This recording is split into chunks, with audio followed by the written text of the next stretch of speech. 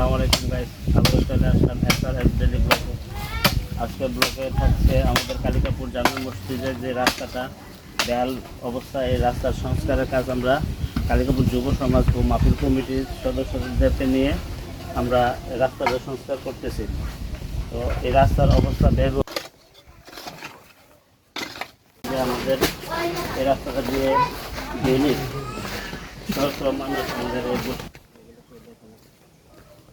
ওই রাস্তাটা বিশেষ করে কালিকাপুর ধর্মসাগরের পূর্ব পাড়ের যে লোকগুলা আছে, পূর্ব পাড় স্টেশন, ওই লোকগুলা এই মসজিদে আসার জন্য এই রাস্তাটা ব্যবহার করে। তো এই রাস্তাটা যাতায়াত করতে অনেক কষ্ট হয়।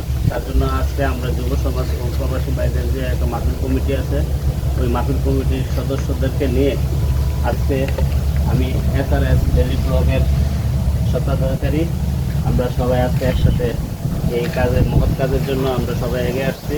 সবাই আমাদের জন্য দোয়া করবেন, আর এই মহৎ কাজগুলোর জন্য সবাই একত্রিত থাকা সবসময় করতে পারে সেই শুভকামনা রেখে আজকের মতো আসসালামু আলাইকুম।